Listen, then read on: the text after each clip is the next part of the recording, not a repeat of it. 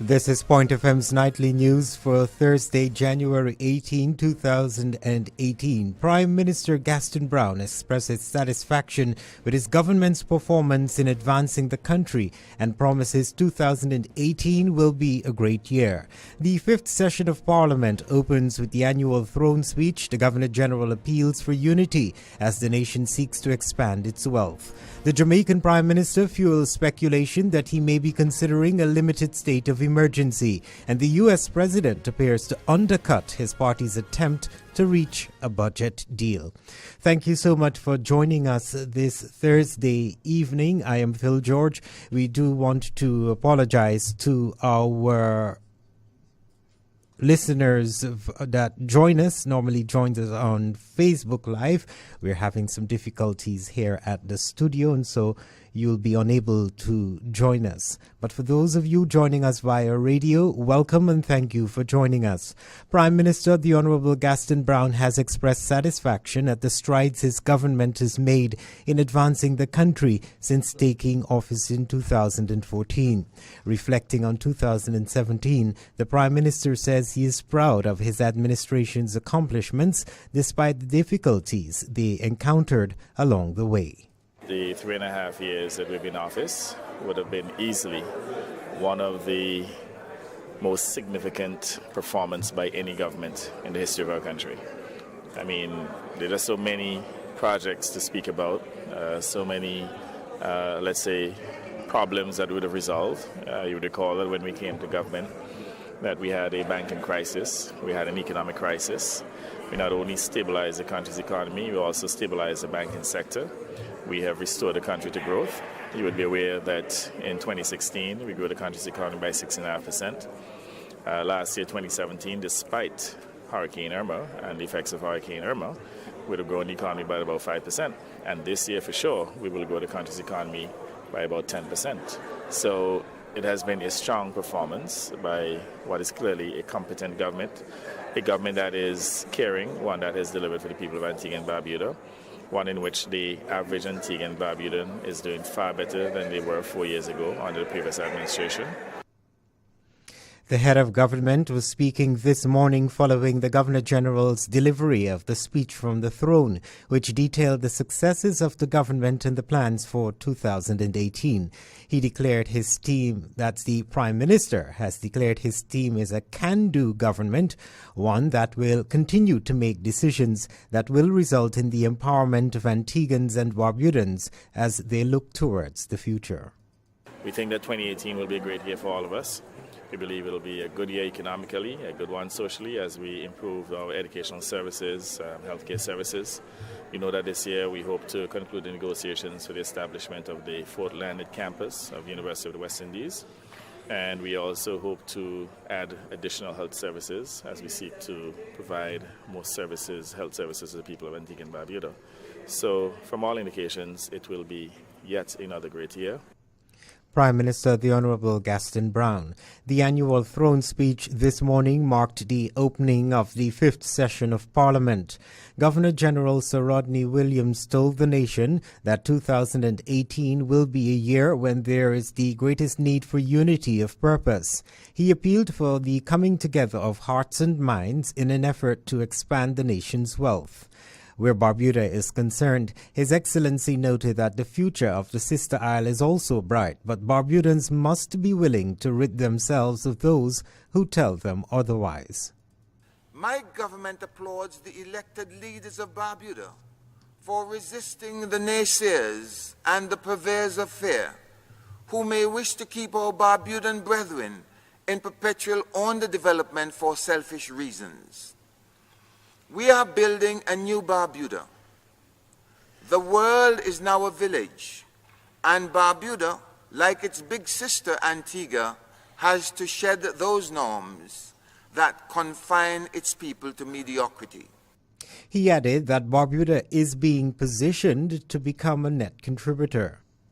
Whatever our disagreements as we move forward, everyone wishes for the best. With God's help and the wisdom of the Antiguan and Barbudan people, my government is certain that Barbuda has a bright future A new 6,000-foot runway and air terminal planned before the Hurricane Irma will sprout from the forest. A new seaport and finger pier will also be constructed in order to accommodate large cargo and cruise vessels entering Barbuda from foreign ports. 2 new hotels valued at about $1.5 billion United States dollars will also be constructed on Barbuda. A new town, based on a proposal put forward by a Barbudan architect-engineer, will also take root in due course. Barbuda has a bright future, my government believes. Its sons and daughters can aspire to achieve outstandingly when the economy of Barbuda, set upon a new path, begins to create new wealth and new revenue that will allow for new possibilities. The country's advances in the healthcare system, education and tourism prospects were also highlighted. His Excellency revealed that emphasis is also being placed on the road rehabilitation program island-wide as the country continues to improve its tourism product. The Ministry of Public Works will be allocated more than $200 million over the coming years for the exclusive purpose of spending on rehabilitation of our highways, roadways, community and village roads. Having reduced taxes on the importation of more than 6,000 vehicles over these past 3 years, my government will take that single necessary step to increase the life of your cars, buses, taxis and SUVs. We will repair the roads. That's Governor General, His Excellency Sir Rodney Williams, during the delivery of the annual speech from the throne this morning. In other national developments, free treatment for Antiguans and Barbudans stricken by cancer is on the horizon as government initiates dialogue with officials of Champollion Center for the Unknown. The foundation is situated in Portugal and was established following the passing of a wealthy Portuguese businessman, Antonio de Sommer Champollion, who made provisions for the center in his will. The medical facility offers non-invasive cancer treatment through cutting-edge technology without patients having to undergo chemotherapy. Lalit Kumar Modi is an executive of the center.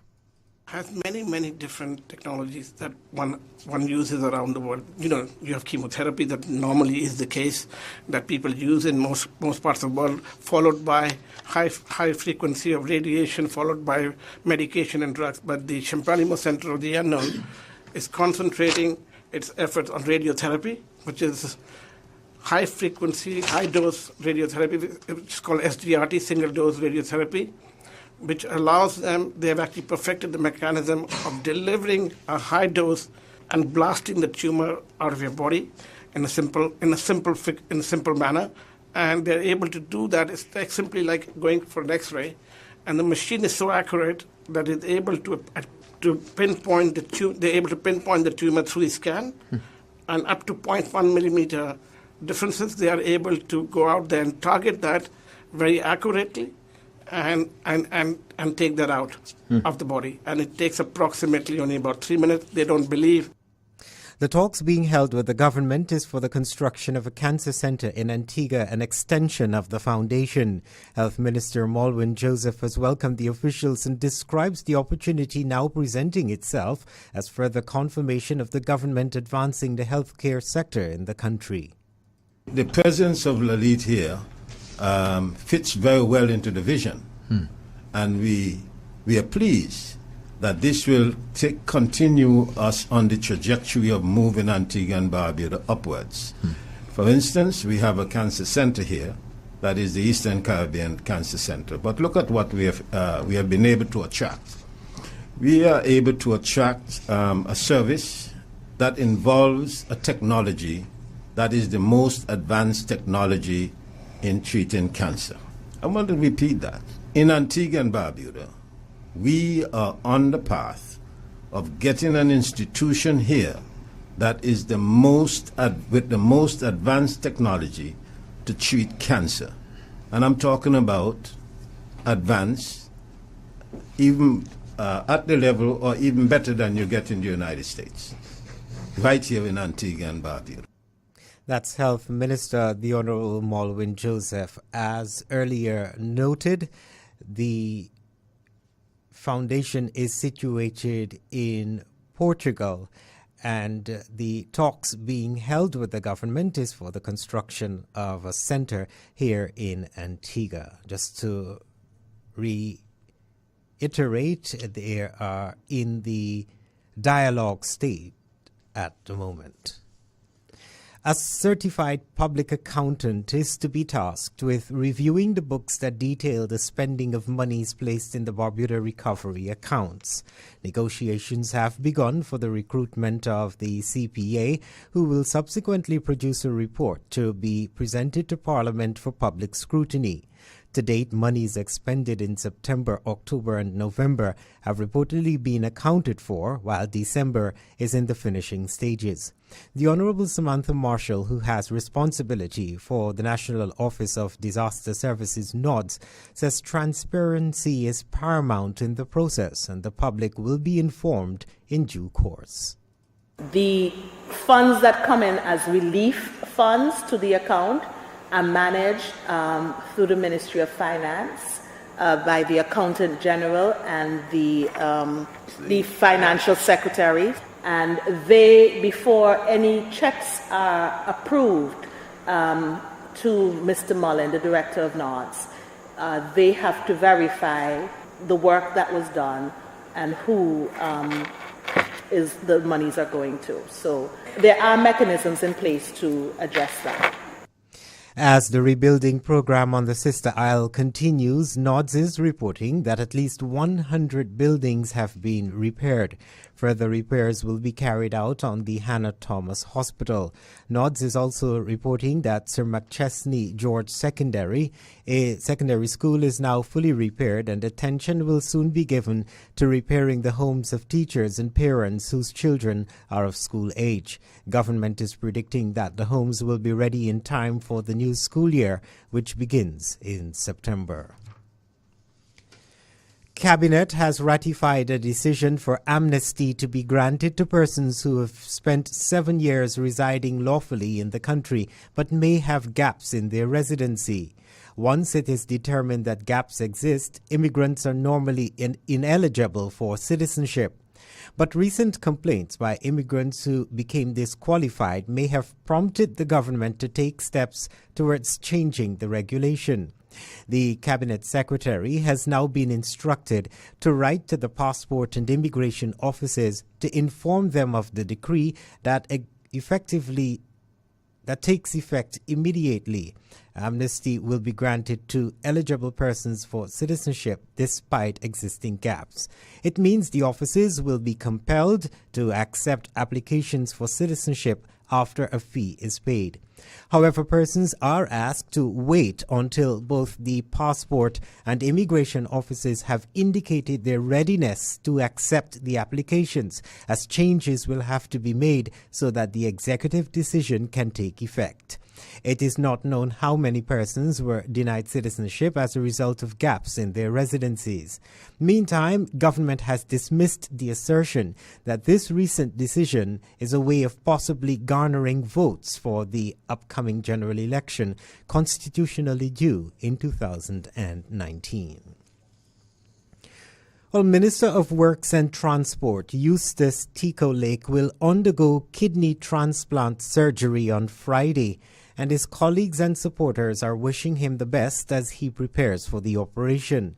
Minister Lake has been battling serious health issues and has spoken occasionally of his illness, which has kept him away from office and prevented him from executing his duties as the minister responsible for public works. Prime Minister the Honourable Gaston Brown has offered best wishes to his colleague ahead of Friday's surgery at Mount St. John's Medical Centre. We just want to take this opportunity to wish him a successful surgery and certainly a speedy recovery. He's still a minister, and certainly would like to see his return to office as soon as possible.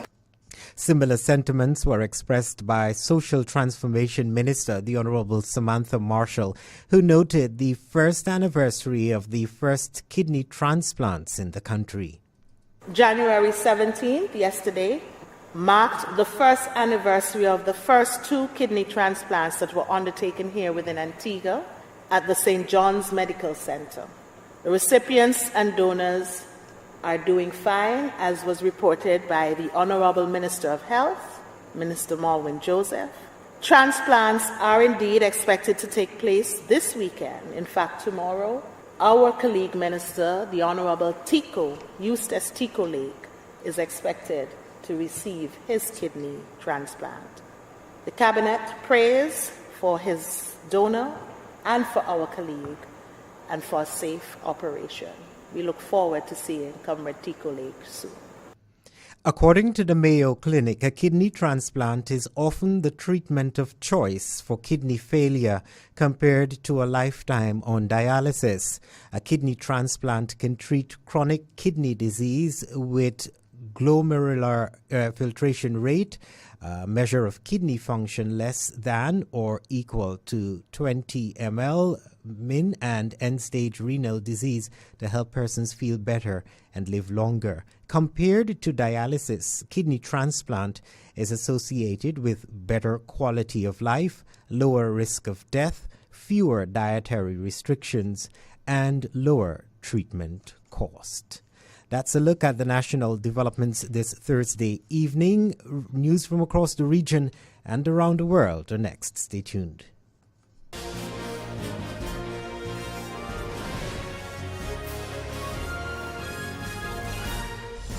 Thank you so much for staying with us. The Prime Minister expresses satisfaction with his government's performance in advancing the country and predicts 2018 will be a great year. The 5th session of Parliament opens with the annual throne speech. The Governor-General appeals for unity as the nation seeks to expand its wealth. Those are the top stories this Tuesday evening. On now to regional developments at 13 minutes on 7 o'clock. Prime Minister Andrew Holness fueled speculation yesterday that he may be contemplating a limited state of emergency by saying that his government is now prepared to take what he called firm and resolute measures to deal with Jamaica's crime monster. Addressing a function to mark the 50th anniversary of Fontana Pharmacy, Holness said that his government had reached the point where they are now prepared to take the firm and resolute measures to ensure that the crime monster does not destabilize the promising future that is in store for Jamaica. However, he argued that such action must be taken with respect for the rights and dignity of the people, because the truth is that the people who are committing the crime are in the minority. A huge percentage, 99% of Jamaicans, are decent, law-abiding, upstanding people who wants to see the country grow and prosper, he noted. Now that 1% that is causing the destabilization must put in place, he said, the laws and the measures to deal with them once and for all. At the end of the function, Holness ignored persistent efforts by journalists to have him elaborate on his comments. However, given that the zones of special operations were implemented last year as a major crime initiative, there was immediate speculation that Holness may be preparing the nation for another step, limited state of emergency in major trouble spots, including the tourist capital of Montego Bay. A number of analysts and the political opposition have suggested that the Zones of Special Operations initiative is doomed to failure. There was a major hike in murders last year, more than 1,600, and since the start of 2018, the killings have continued unabated. Montego Bay and the wider St. James recorded more than 300 murders last year. The U.S. administration has moved to prohibit Haitians from applying for the visas which permits them to temporarily work in the country. The Department of Homeland Security has also given notice that nationals from Belize and the South Pacific nation of Samoa are no longer eligible for the H-2A and H-2B visas. The visas allow businesses to bring in workers from other countries. The H-2A visa is for agriculture, and the H-2B is for non-agricultural seasonal work in places such as resorts. In the notice published online, DHS said the Haitians applying for the visas present extremely high rates of refusal, and Haitians who have been granted H-2A and H-2B visas have demonstrated high levels of fraud and abuse and a high rate of overstaying the terms of their H-2 admission. Eliminating the visa eliminates the only lawful channel some Haitians have to go to the U.S. to work temporarily, according to Michael Clemens, an economist with the U.S. Center for Global Development, in an interview with NBC News. The prohibition comes less than a week after senators said President Donald Trump insulted Haiti in a White House meeting and was accused of referring to African nations in a derogatory manner. The DHS secretary designates which countries' residents are eligible for the visas. The list of eligible countries expires after a year and has to be renewed. The Trump administration also recently ended temporary protected status for about 60,000 Haitians, granted them after the 2010 earthquake in Haiti. Concerning Belize, the Department of Homeland Security said it stopped taking Belize applications because the country is not complying with U.S. anti-trafficking laws.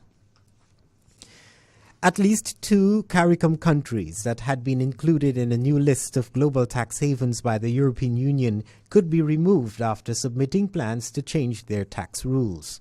Reuters news agency is reporting that Barbados and Grenada are among 8 jurisdictions whom European Union officials have proposed be removed from the blacklist of tax havens that enraged Caribbean governments when it had been released last month. The other countries likely to be removed are Panama, South Korea, the United Arab Emirates, Macau, Mongolia, and Tunisia. But the international news agency, which reported that it had viewed the documents to be discussed at a meeting of EU ambassadors on Wednesday, said jurisdictions set to remain on the blacklist are American Samoa, Bahrain, Guam, the Marshall Islands, Namibia, Palau, St. Lucia, Samoa, and Trinidad and Tobago. The new proposals are expected to be adopted by EU finance ministers when they meet next week in Brussels for monthly talks.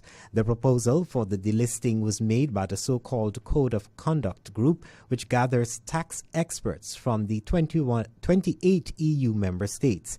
It monitors countries' commitments to abide by EU standards on tax matters. If the recommendation were confirmed by EU ministers, the 8 jurisdictions will be moved to a so-called grey list, which includes those who have committed to change their rules on tax transparency in corporation. The grey list currently includes 47 jurisdictions. Caribbean countries have in the past been very critical of being included on the lists, insisting that they have done everything as outlined by various European organizations like the Organization for Economic Cooperation and Development, OECD. The EU finance ministers had claimed last month that the countries on the blacklist were not doing enough to crack down on offshore avoidance schemes. In news now on the international scene, U.S. President Donald Trump has appeared to undercut his party's attempts to reach a budget deal with Democrats on the eve of a possible government shutdown. In a tweet, the Republican president criticized the sweetener added to the spending bill by congressional leaders to win Democratic lawmakers' votes. The White House later had to issue a statement maintaining the president fully endorsed the short-term measure. The last U.S. shutdown occurred in 2013 and lasted for 16 days. The House of Representatives is due to vote on the spending measure sometime today, but it is unclear if there are enough votes to pass it in either the House or Senate. At least some Democratic votes are needed to pass the budget measure ahead of the Friday midnight deadline. Republican leaders also face resistance from their rank-and-file conservatives, who are demanding more military spending, among other things. This so-called stopgap spending measure would keep federal agencies funded only until 16 February. The U.S. government is already operating on its third temporary funding extension since this fiscal year began last October. Well, 5 people have been killed in a storm-related accidents as hurricane-strength winds tear across northern Europe. 3 people died after being hit by fallen trees and debris in the Netherlands and 1 in Germany. A second German was killed in a collision when his van was blown onto the wrong side of the road. Facing gusts of up to 90 miles per hour, Germany's train operator Deutsche Bahn cancelled all long-distance services for the rest of Thursday. Many regional services were also cancelled. Flights at Schiphol Airport in Amsterdam, one of the busiest in Europe, were briefly suspended and 2 of its 3 departure halls were closed after roof plates were blown off the terminal building. More than 300 flights were cancelled, and the airport said passengers should check their flight status online or contact their airline. People arriving at Schiphol told reporters they had experienced rough landings with some passengers around them throwing up. The storm, called Frederic in Germany, is due to cross the country from west to east before reaching Poland overnight. It caused high winds in the United Kingdom on Wednesday evening and Thursday morning, bringing down trees and knocking out power to tens of thousands of homes. German meteorologists are warning people to stay indoors, and many schools are closed. That's a roundup of regional and international developments at 4 minutes on the hour of 7 o'clock. The weather report is next.